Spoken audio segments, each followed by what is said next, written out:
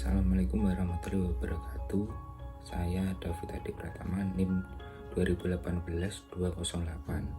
Di sini saya akan menjelaskan bagaimana sih dampak sumber daya manusia dan ketenagakerjaan terhadap perekonomian Indonesia. Dilatar belakangi dengan masalah ketenagakerjaan di Indonesia. Yang pertama, di Indonesia ini banyak sekali pengangguran. Pengangguran disebabkan karena jumlah penduduk yang tinggi akan tetapi lapangan pekerjaan yang rendah. Hal tersebut akan membuat prospek lapangan kerja akan tidak seimbang dengan adanya sumber daya manusia yang banyak. Terus yang kedua yaitu lapangan kerja yang rendah. Lapangan kerja yang rendah juga akan berpengaruh terhadap tingkat pengangguran. Bisa kita ketahui ketika lapangan pekerjaan yang produktif sedikit, maka pengangguran pun sangat banyak. Jadi sumber daya manusia tidak bisa mencari lapangan pekerjaan yang tidak sebanding dengan pencarian lapangan pekerjaan yang banyak. Yang ketiga yaitu kualitas tenaga kerja yang rendah. Bagaimana kualitas tenaga kerja yang rendah ini dipengaruhi dari beberapa faktor, yaitu yang pertama faktor pendidikan. Yang kedua yaitu faktor kemampuan sumber daya manusia atau ketidakmampuan sumber daya manusia untuk bersaing mencari kerja. Faktor kualitas tenaga kerja ini juga cukup berpengaruh terhadap pertumbuhan perekonomian di Indonesia, karena pada dasarnya jika kualitas tenaga kerja yang banyak akan tetapi kualitas tenaga kerja yang rendah itu dapat berpengaruh terhadap kinerja kerja mereka. Jadi para investor atau buruh atau misalkan pengangguran itu kan jika kualitasnya akan rendah maka tidak akan dibutuhkan gitu loh. Nah, itu 3 masalah ketenaga kerjaan yang akan berpengaruh terhadap statistik pendapatan daerah bruto. Di sini saya juga menjelaskan tentang persentase pengangguran dari tahun 2019 sampai tahun 2020. Di sini saya mencatat dari web BPS. Di sini tingkat pengangguran pada tahun 2020 itu Februari 2020 itu mencapai 4,94% dan Agustus 2020 tercatat 7,07%. Dan pada Februari 2021 di sini tercatat 6,26%.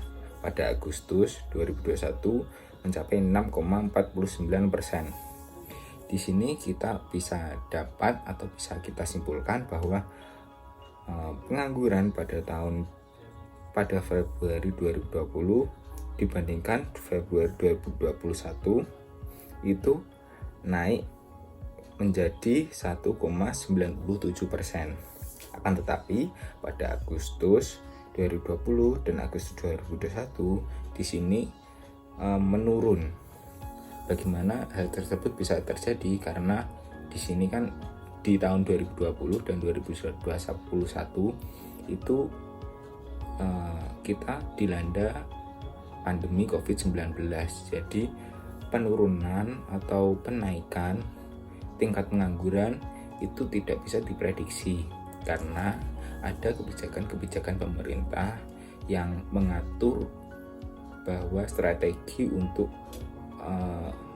tidak dilandanya COVID atau strategi penurunan tingkat virus itu ditetapkan, dan pemerintah akan membuat peraturan-peraturan yang mungkin bisa menurunkan tingkat virus atau COVID-19 yang melanda. Akan tetapi pada tahun 2019, di sini saya juga mencatat pada Februari 2019, di sini tingkat pengangguran 4,98%, pada Agustus 2019 5,23%. Di sini kita bisa simpulkan bahwa kenaikan tingkat pengangguran terjadi karena pandemi. Pada tahun 2019 di sini kita bisa ketahui Februari di poin 4 dan Agustus di poin 5, dan berubah drastis menjadi rata-rata poin 6 dan poin 7 di tahun 2020 dan 2021. Di sini tingkat pengangguran bisa kita simpulkan tingkat pengangguran pada sebelum pandemi itu meningkat. Di sini saya mencatat Kemenkeu dari sumber Kemenkeu Indonesia. Di tahun 2019 Kemenkeu mencatat defisit BPD kita 2,20%, dan pada tahun 2020 mencatat 6,34%. Pada tahun 2021 mencatat 5,70%. Di sini defisit pendapatan daerah bruto cukup meningkat drastis. Bagaimana bisa terjadi? Karena balik ke pandemi itu melanda.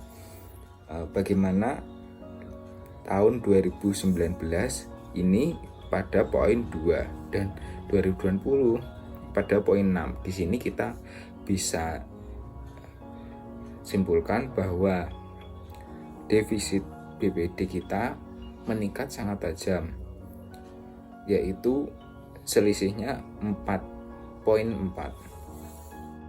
Di sini saya juga memperoleh informasi tentang kebijakan pemerintah, kebijakan untuk pemulihan ekonomi pada tahun ini. Dikutip dari web Kemenkeu, kebijakan fiskal pemerintah diarahkan untuk melanjutkan program penanganan kesehatan, pelindungan sosial, dan mendukung percepatan pemulihan ekonomi. Ada 3 fokus menurut staf ahli Menteri Keuangan Pengeluaran Negara Kunto Wibawa Desa Nugraha, yaitu saya sudah mencatat. Yang pertama, intervensi kesehatan termasuk program vaksinisasi. Yang kedua, mendorong bottom 40% orang miskin dan tidak mampu untuk tetap bisa survive melalui program perlindungan sosial. Yang ketiga, melakukan reformasi birokrasi pendidikan dan kesehatan dan lain sebagainya. Bisa kita ketahui dari 3 hal tersebut juga menuju ke arah pembentukan pemulihan ekonomi. Bagaimana dengan kondisi saat ini pemerintah juga mengeluarkan kebijakan-kebijakan untuk menangani kasus pemulihan ekonomi yang terdampak akibat virus coronavirus yang melanda atau pandemi yang melanda. Bisa kita simpulkan bahwa yang saya jelaskan tadi, pemerintah juga ikut andil dalam memelihara kualitas tenaga kerja yang cukup rendah, di mana hal tersebut dapat dilihat dari sistem pendidikan di Indonesia. Pendidikan di Indonesia ini sudah cukup baik, bahwasanya dari tingkat SD, SMP, SMA itu digratiskan. Jadi kita bisa menimba ilmu setinggi tingkat SMA dan kita bisa memperoleh pembelajaran secara gratis dari pemerintah. Akan tetapi kurangnya sosialisasi untuk siap mampu menjadi tenaga kerja itu kurang. Jadi pemerintah juga diharapkan cukup mampu bersosialisasi, membuat tenaga kerja di Indonesia cukup berpengalaman dengan sosialisasi tersebut. Untuk tingkat pengangguran di Indonesia juga di era pandemi ini juga cukup besar. Jadi diharapkan pemerintah juga mampu atau membuka lapangan kerja yang cukup untuk